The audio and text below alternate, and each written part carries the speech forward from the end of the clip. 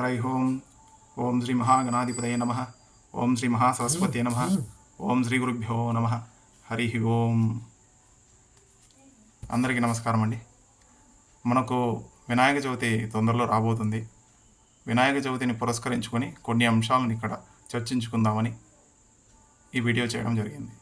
ముఖ్యంగా నేను ఇది వరకు కొన్ని సంవత్సరాల క్రితం జై గణేష అని ఈ బుక్ ఒక ప్లాట్ఫామ్లో విడుదల చేయడం జరిగింది. అందులోని అంశాలను ఇప్పుడైతే ప్లాట్ఫామ్ అవైలబిలిటీలో లేదు, ఆ అంశాలను కొన్ని ఇక్కడ షేర్ చేసుకుందామని నా ముఖ్య ఉద్దేశం. వినాయక చవితి మనం అనుకుంటేనే ఇప్పుడున్న పరిస్థితుల్లో కొన్ని అంశాలు, కొన్ని డిస్కషన్స్, కొన్ని డిబేట్స్, ఏవో మనసుకు వచ్చేవన్నీ ఆలోచనలు అవన్నీ ఉంటాయి. నాకు ముఖ్యంగా ఒక సంఘటన ఉద్దేశించే నాకు కొద్దిగా వినాయకుని దీని మీద కొద్దిగా రీసెర్చ్ చేయాలని ఆలోచన వచ్చింది. ఎందుకోసం అంటే ఫారిన్ కంట్రీలో ఒక కంట్రీలో ఒక పిల్లవాడు అనమాట శివుని టెంపుల్కి, లార్డ్ శివ టెంపుల్కి వెళ్దాం రా అని వాళ్ళ మదర్ పిలుచుకొని పోవాలని ట్రై చేస్తుంటే no mummy I won't come, Shiva is a murderer అన్నట్టు ఆ కథ వల్ల, అంటే ఎందుకు వినాయకుని శిరస్సు ఖండించి మళ్ళీ పెట్టడం కదా, అది నేపథ్యంలో ఆ కథ వల్ల ఆ అబ్బాయి అలా చిల్డ్రన్ అలా అర్థం చేసేసుకున్నారనమాట. సో ఇప్పుడున్న నెక్స్ట్ జనరేషన్ కూడా అలా కొన్ని తెలియకుండా ఒక రాంగ్ ఇంటర్ప్రిటేషన్లోకి వెళ్ళే ఛాన్సెస్ ఉన్నాయి.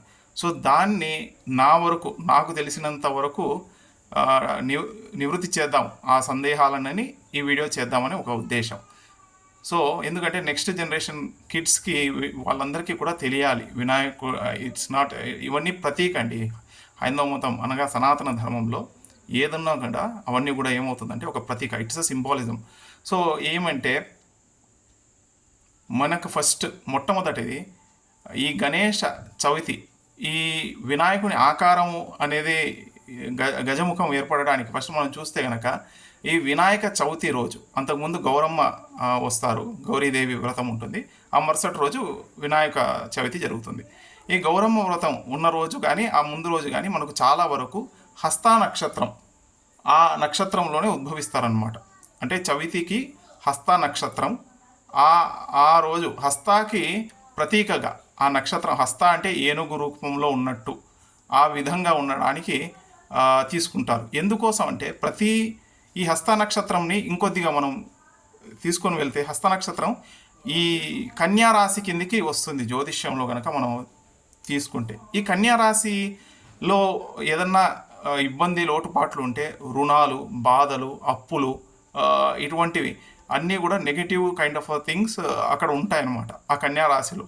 ఎప్పుడైతే కొద్దిగా లోపాలు ఏమన్నా జరిగితే దాన్ని మనం చేయడానికి ఆ నక్షత్రం రోజు మనకు పూజ, గణపతిని మార్గంలో పెట్టుకొని చేర్పించడం జరుగుతూ వస్తుందన్నమాట. ఇది ఎందుకోసం అంటే నక్షత్రానికి అధిదేవత, ప్రత్యధి దేవత, అధిష్టాన దేవతలు ఇవన్నీ వీళ్ళు ఉంటారు మనకు. అంటే మైక్రో లెవెల్లో ఎనర్జీస్ ఉంటాయన్నమాట. రాశి అనగానే ఏమైపోతుంది, ఇప్పుడున్న పరిస్థితుల ప్రకారం అన్ని బూటకాలు, అన్ని మోసాలు జరుగుతున్న కాలం ఇది, దాంట్లో ఎక్కడ సందేహం లేదు. కానీ ముందు ఉన్న పరిస్థితుల్లో జ్యోతిష్యం అనేది ఒక షడాంగాల్లో అదొకటి అనమాట. కనుక వాళ్ళు అక్కడ ఏం చేసేవారంటే ఈ నక్షత్రానికి ఇక్కడ ఉన్న ఎనర్జీస్ అంతా కూడా ఎప్పుడైతే మనము ఆ రోజు ఆ చవితి రోజు చెప్పుకొని మనం పూజ చేసినట్లయితే మనకు అప్పుడు విఘ్నాలు అనేది తొలగడం అనేది నిక్షిప్తంగా చేపించడం చేస్తూ ఉన్నారనమాట, అలవాటు చేస్తూ వచ్చారనమాట. సో అక్కడ ఉన్నది ఇది అనమాట. అంటే అక్కడ ఆ నక్షత్రాలకి వీళ్ళకి ఎనర్జీస్ ఉంటాయి కనుక ఆ రోజు కనుక మనం చేసినట్లయితే మనకు పలానా రాశిలో ఉన్నవి ఏమన్నా కష్టాలు అవి ఉంటే వెళ్ళిపోతాయి. అలా చెప్పారు వినాయకుడిని కానీ విఘ్నేశ్వరుని కానీ పూజించడం అని. రెండోది, ఇప్పుడు ఆ హస్త నక్షత్రం ప్రతీకంగానే ఏనుగు ముఖం అనేది అదొక కారణం ఏర్పాటైంది. రెండోది మరి ఇంకొకటి, శివుడు శిరస్సును ఖండించడం అనే దాని గురించి ఏమంటే మనం బాగా గనక చెక్ చేస్తే శివ అని అంటారు. శివ అంటే ఈశ్వరుడు, శివ అంటే పార్వతీదేవి. ఎప్పుడూ కూడా మీరు చూడండి ప్రకృతి పరమేశ్వరుల చేతనే ఈ మొత్తం అంతా బ్రహ్మాండం అంతా ఇమిడి ఉంటుంది. సో మనకు ఫస్ట్ ఏర్పడిన వినాయకుడు అంటే మామూలుగా ఉన్న వినాయకుడు నార్మల్గా ఉన్నప్పుడు ఎలా నలుగుతో చేశారు అని పార్వతీదేవి చెప్తారు కదా.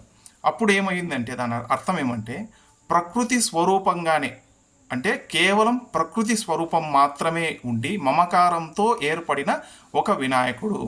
అక్కడ ఏమైపోయింది అంటే శివ స్పర్శ అనేది లేదండి. అంటే శివ శక్తి అని రెండూ కూడా కలయిక ఉంటేనే ఈ ప్రపంచం అనేది. ఈ ప్రపంచం అలా ఉంటేనే అన్నీ కూడా శివ ఉండాలా, శక్తి ఉండాలా. అంటే ఏమి చైతన్య స్వరూపంగా శక్తి స్వరూపిణి అయితే ఒక ఆత్మస్వరూపంగా శివుని మనం పూజించడం. అక్కడ ఏమైపోయింది శివ స్పర్శ లేకుండా కలిగారనమాట. ఇక్కడ పార్వతీదేవి తయారు చేసినది. అక్కడ ఏమైపోయింది ఎప్పుడైతే శివస్పర్శ లేకపోతే అక్కడ ఉన్న వినాయకుడు అతని యొక్క ఆత్మస్వరూపాన్ని అతను గ్రహించలేక వెళ్ళిపోతాడు అనమాట. అంటే ఏమి తన స్వస్వరూపమైన తన ఆత్మస్వరూపమైన శివుణ్ణి గుర్తించడు. అది అక్కడ లోపల ఉన్నది. తండ్రిని గుర్తించలేడా అంటే ఎట్లా అంటే అదే మనలో దాగి ఉన్న ఆత్మస్వరూపాన్ని గుర్తించడకపోతే అక్కడ ఏం జరిగింది ఎట్లా ఏదైతే మనకు శిరస్సే కదా అహంకారానికి కారణం కనుక ఆ అహంకారాన్ని ఖండించడానికి ఏమండి మరి అహంకారం ఖండించాలి కదా. ఆ ఖండిస్తే శివశక్తి ద్వారా అంటే శివస్పర్శ ద్వారా మరి మనకు ఏర్పడుతుంది. అప్పుడు శిరస్సుని ఖండించేశారు. ఇప్పుడు శిరస్సును మాత్రమే ఎందుకండి ఖండించారు అంటే మనం ఇప్పుడు బాగా లాజికల్గా చూడండి, ఎక్కడన్నా కూడా ఒక తలని తీసేస్తే మనిషిని తీసేసినట్టే కదండి. ఇప్పుడు మీరు ఎక్కడన్నా మీరు వెళ్తే అండి ఇక్కడ వర్షం పడుతుంది నేను కొద్దిగా తల దాచుకుందునా అన్నారనుకోండి, అప్పుడు ఆయన ఏమన్నా మీరేమంటారు తల ఒకటి పెట్టి ఇక్కడ బయట ఉంటారంటారా? లేదు. తల దాచుకోండి అంటే శరీరం మొత్తం. ఇక్కడ తల తీసేయడం. ఇప్పుడు ఎక్కడన్నా టికెట్ కూడా తలకి 100 రూపాయలు అన్నారనుకోండి, ఏదైనా లడ్డు కౌంటారో ఇంకో దగ్గర, అప్పుడు తలకు ఒకటి చేతులకి 2 అట్లా ఉంటుందా? ఉండదు కానీ తల అంటే మొత్తం శరీరంతో సమానం. కాబట్టి ఆ ప్రతీకగా చెప్పడానికి తలకి అహంకారం ఉంటుంది. కాబట్టి మనకి తలని ఖండించేసి తర్వాత ఏది ఈ గజముఖాన్ని మనకు తీసుకొని వచ్చేసి ఇక్కడ ఏర్పాటు చేయడం జరిగింది. ఈ గజముఖాల్లో కూడా మనకి చాలా వివిధ రకాలైన గణేష పురాణాల్లో వివిధ రకాలైన గజముఖాలు ఉంటాయన్నమాట. సో షోడశ గణపతులు ఉంటాయి, 64 గణపతులు ఉంటాయి, ఓంకార స్వరూపంలో కూడా గణపతి ఉంటారు. నెక్స్ట్ది మీరు చూస్తే గణపతి ఇప్పుడు మనకు అర్థమైంది కదండి ఈశ్వరుడు ఎందుకు ఇలా జరిగింది ఏది అనేది. అంటే శివస్పర్శతో కూడిన ప్రపంచాన్ని మనం ఆస్వాదించాలి. శివస్పర్శ అప్పుడు ఏమైపోయింది అక్కడ తలను ఒకటి తీసేయడం వల్ల అమ్మవారి ఇది కూడా ఉండడం వల్ల రెండిటి కలయిక వల్ల ఏర్పడినది మాత్రమే ఇక్కడ గణపతి స్వామి అని మనం అర్థం చేసుకొని చూడాలన్నమాట. సో ఇప్పుడు పిల్లలకి ఇది అర్థమవుతుంది ఇప్పుడు కనుక కొద్దిగా దీనిగా వెళ్తాయి అన్నమాట. ఇప్పుడు గణేష ఉపాసన మళ్ళీ ఏమనుకుంటామంటే ఇప్పుడే ఉన్నారా లేకుంటే గణేష అనేది ఇప్పుడు శివపార్వతులు ఇది చేసుకునేటప్పుడు కూడా వినాయకుని ఆరాధించడం జరిగిందంట. అంటే అప్పుడు ఏమి పురాణాల ప్రకారం మూలాధార చక్రం అంటే మనకు ఇప్పుడు ఇంకొద్దిగా నేను కొద్దిగా ఉపాసన ప్రాసెస్లోకి వెళ్తున్నాను అనమాట. ఇప్పటి వరకు మనం గణపతి యొక్క ఆకారాన్ని దాని యొక్క సందేహాల్ని మనం క్లారిఫై చేసుకున్నాం. ఇప్పుడు నెక్స్ట్ ఏం చేస్తున్నాం అంటే ఉపాసన బలాన్ని గురించి మీరు బాగా అబ్జర్వ్ చేస్తే కనుక ఇప్పుడు మనకి దక్షిణాయనం అంతా కూడా ఉపాసనా కాలం. ఈ గణపతి స్వామి ముందు నుంచి కూడా ఉన్నారు. అంటే పార్వతీదేవి శివుని ఆ కళ్యాణం అప్పుడు కూడా గణపతి పూజ చేశారన్నారు. మరి అదే ఎలా జరుగుతుందండి అంటే ఇక్కడ ఏముంటాయి మీరు బ్రహ్మదేవుడు సృష్టిని ఇది చేసేటప్పుడు ఫస్ట్ మొట్టమొదట ఏం చేయాలి అని ఆలోచన చేస్తే ఆయన్ని తపస్సు చేయని ఒక ఇది వినిపిస్తుంది ఆకాశవాణి.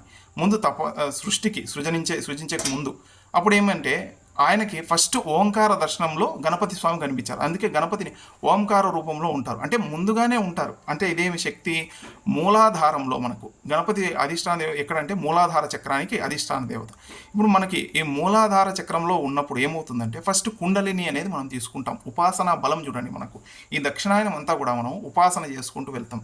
అంటే మన సమాజానికి హితం కోరేవారు ఋషులు, వారికి తెలుసు అన్నమాట ఎట్లా తీసుకొని రావాలి ఏం కథ. ఇప్పుడు ఫస్ట్ మనకు తీసుకొని వచ్చేటప్పుడు ఏకాదశి, తొలి ఏకాదశి అక్కడి నుంచి తీసుకొని వరమహాలక్ష్మి పండగ, తర్వాత వినాయక చవితి, వినాయక చవితి తర్వాత మరి చూడండి అనంత పద్మనాభ స్వామి కథ, అనంత పద్మనాభ స్వామి రథం వస్తుంది. ఆ తర్వాత మీరు చూడండి దసరా వస్తుంది, ఇలా దీపావళి, ఇలా వస్తాయి. అంటే దక్షిణాయనం అంతా కూడా పండగలతో కూడి ఉండి మీ ఒక ఉపాసని పెంచేది. అంటే ఉపాసన అంటే ఎట్లా ఉంటుందంటే ఒక పరీక్ష ఏదైనా యూపీఎస్సీ ఎగ్జామో ఇంకొక ఎగ్జామ్కు మీరు ప్రిపేర్ అవుతారే, అది ప్రిపరేషన్ పార్ట్ అనమాట.